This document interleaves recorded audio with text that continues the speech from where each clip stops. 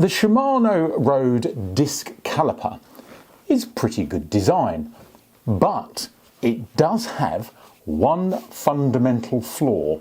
That little sucker there, the pad axle. It seizes into the caliper, is as soft as butter, and very easy to round off. Trust me, many people have done it. And if you do round it off, it means you cannot get your brake pads out, which renders your bike unusable. And what do people do? They take it to a bike mechanic who charges them £60 for a new caliper and another £60 for the privilege of fitting it. But what if I told you the average budding home mechanic could get that offending little pin out in about the same time it would take James May to make a cheese sandwich? Cheese. Now, the offending article is called a pad axle. It has two purposes in life. One, to stop your brake pads shooting out when you put the brakes on, and two, to get on your nerves. Now, the unique way that Shimano has designed it means there's a clever little hack to getting it out when it gets stuck. Now, full disclosure before we start attacking that bike over there with the spanners, although you can buy internal components for the Shimano caliper, there are some right there, there is no documentation provided by Shimano to support the maintenance of these calipers. So that would suggest that what you are doing is not supported by Shimano, so therefore if your bike is under warranty, you will be voiding it. You've been warned. Oh, and if you want to hear the boring explanation as to what has caused this problem, and more importantly, how to stop it happening again in the future, stick around to the end and I'll explain it.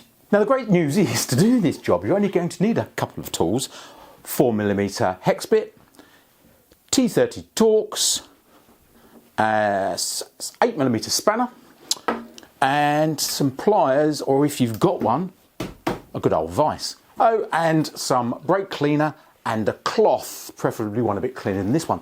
That's it. To get that pin out, that is all you're going to need. Now, although the removal of this pin is simple and straightforward when you know how, the process does involve removing the caliper from the bike, which means that you will then need to bleed the system and realign the caliper with your rotor once you're done. Now, the good news is I've done extensive videos on both of those points, which I will link both at the end and below. Right, let's get that pin out. Right, first up, let's remove that caliper from the frame, or in my case, the fork. Use your 4mm Allen key to remove the caliper from the bike. And yes, you've guessed it, then use your 8mm spanner to remove the hose from the caliper. Okay, so there you go. There is my caliper removed from the bike. Now, depending on your setup, you may or may not have one of these little adapter plates. The good news is you can just leave that on. You don't need to remove it. Because this is a Shimano problem, we are dealing with mineral, so it's not hazardous. It's not going to burn you or anything like that. It's just messy, oily, horrible stuff, and it will go everywhere and it can contaminate stuff. So keep it in a cloth to reduce that, and gloves. Right, on to the next step. Right, okay, now comes the main event. So what we are going to do is we are going to undo these two T30 Torx bolts. But before we undo them, just let me bring your attention to something.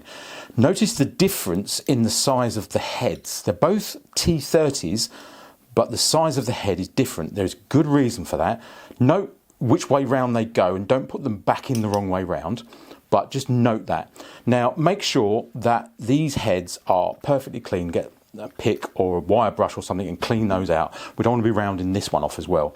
So, starting with the larger one, let's remove that first. Now, let's show you this. Look, this is the Pro Ratchet from Press to Cycle. It's actually a lovely bit of kit. I'm using it all the time. I've not had it long, but since owning it, it's one thing I use the most.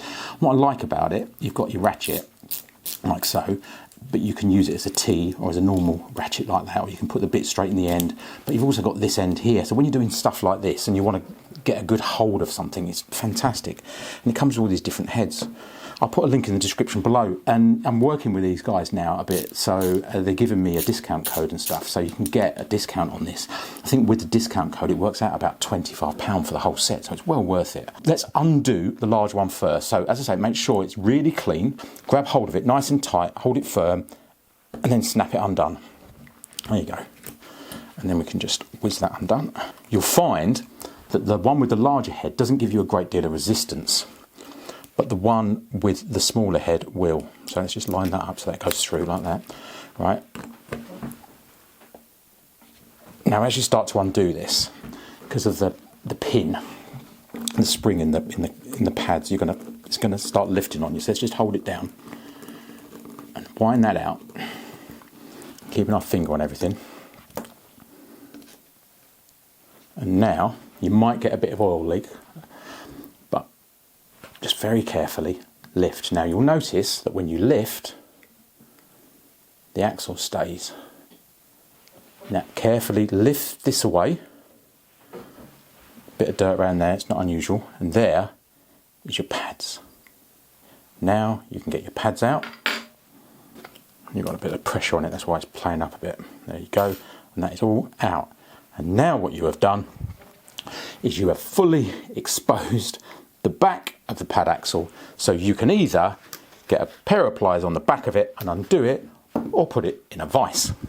Now, before you go in there full steam ahead, let me just make you aware of a couple of things that you need to be aware of so you don't do any damage. The hydraulic fluid needs to pass from one side of the caliper to the other, and how the caliper does that is through the thread there. That cut out of the thread is actually a channel for the hydraulic fluid to pass from one side to the other. Now you'll notice that there is a little rubber O-ring there. We don't want to lose that or damage it. And if you look at the back of the bolt, you will see there is another one. Behave yourself. There is another one on the back of the bolt there. Okay, and those two act as a seal for the caliper. Very carefully, using a pair of grips or a pair of pliers or a vise or whatever, just hold it tight, and now you can get that. And there you go, it's turning. And there you go, out it comes. And there is the offending article removed. If you want to give this a clean, you can, but as I say, be very, very careful. You don't want to be squirting any brake cleaner in these holes. Ideally, this could do with a clean, but I just want to crack on with the video. But yeah, there is quite a bit of snot in this one, look.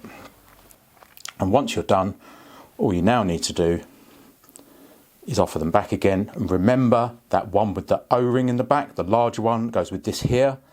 So that, we'll put that one on afterwards. Let's do this one first.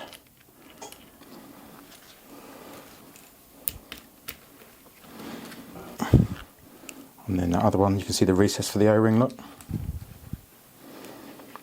And now I can pinch those two up.